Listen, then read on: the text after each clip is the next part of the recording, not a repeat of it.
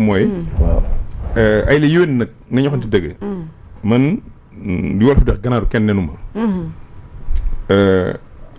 man ñu ngi koy reproché ñàkk jël siis bi ñu ko jox mu toog ci ba mu fees. moom kese ñàkk assumer ses responsabilités. mais gëm naa ne ci acte yi nga xam ne moom. mu ngi ci parce que gisuma. actuellement nii. waaw.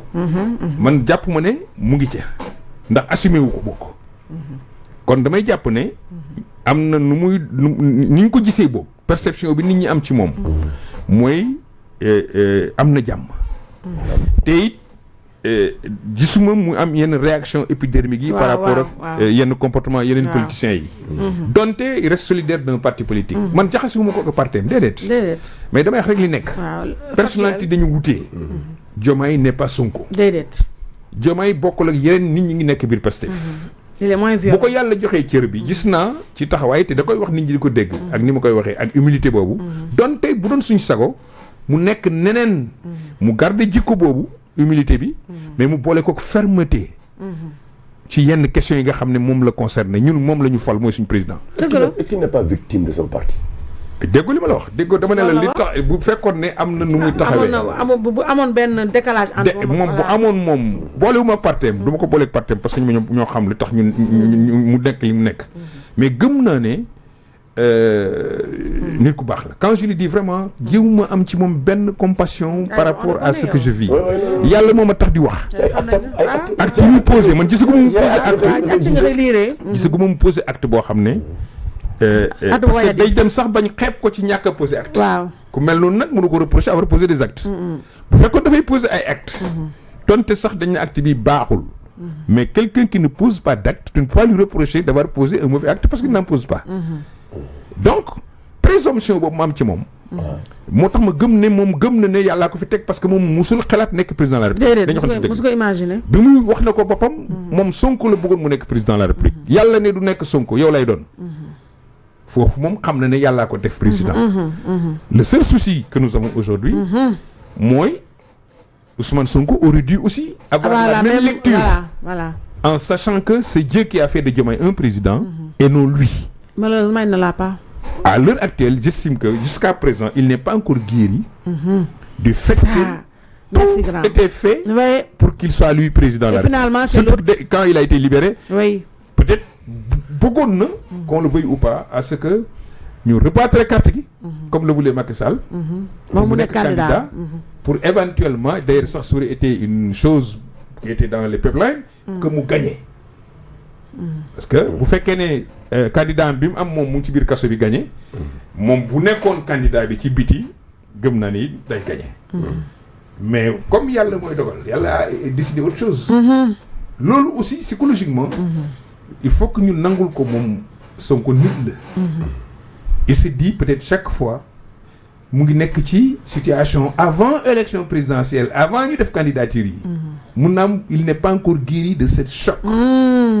bëgg xam ne moom mooy futur président bi moo indi yenn comportement yi ba tax na ñuy yaakaar ne il en fait un peu trop surtout vis-à-vis de nga xam ne mooy la clé de voûte des institutions muy le président Diomaye Faye bu ñuy wootee mooy woote mais bu dogal jotee les gens toujours pensent que c'est Sonko moo dogal je le dis en passant sur le dialogue ça s'est senti.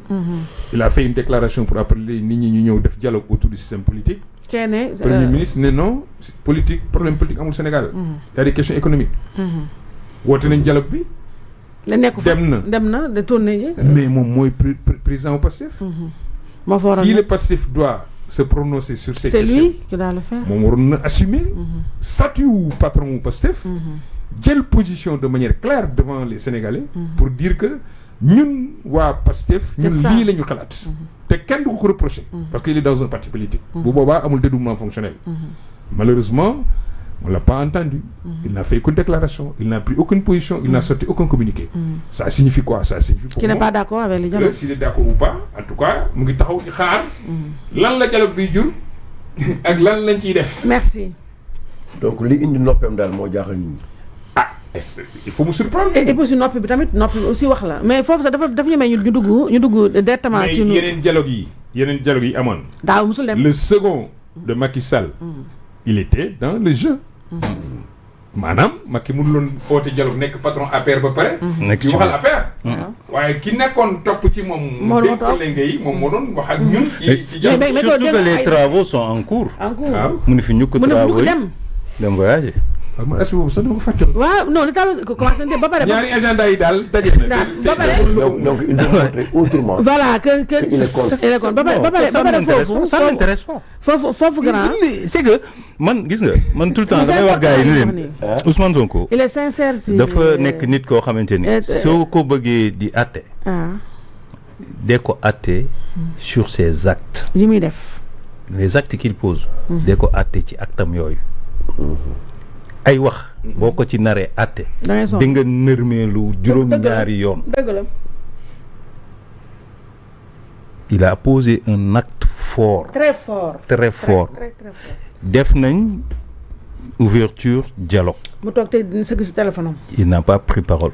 yabal ay dafe kooku ne Pastef. ñu pare les travaux sont en cours au niveau du ministère de l'Intérieur. C'est un président de parti. ak lu mu doon premier ministre c'est un président de parti. Et le parti au pouvoir. te Sénégalais yëpp xam nañ ni parti boobu kenn du fa dogal. lu Ousmane Sonko d'accord. mais dem Côte d'Ivoire du wees. travaux yi ça ne dure que 4 jours. an urgence mu dem solo ji dañuy def ay yëf noonu waaw. dem Côte d'Ivoire pour dem inaugurer ji route boo xamante ni 2018 lañ ko tuddee woon Ziguinchor. Abouaké bon sens. mais toogal au moins dooleel dialogue bi dayool dialogue bi. fulaal président. en tant que première inauguration Sonko c'est à l'extérieur.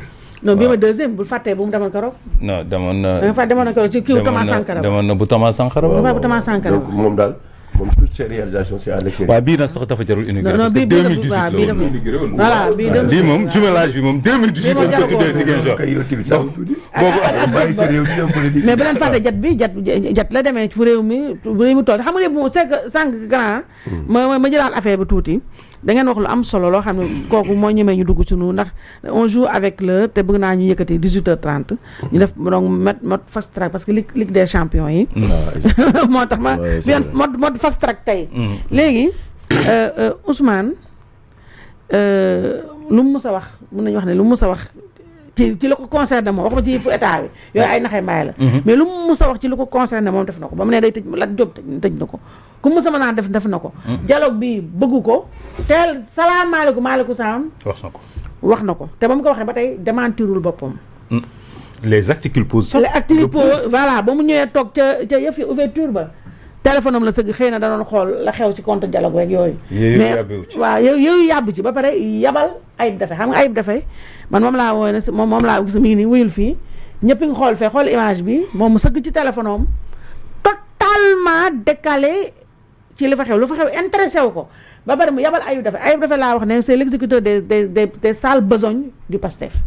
su ma nee de PASTEF de Ousmane Sonko mu yabal Ayib lan la fa wax xool discours Ayib ba gis naa ne presse bi ñu bëri revenir mais lu Ayib wax mooy les mots de Ousmane daf ko jël du sexal ko Ayib dafa ne PASTEF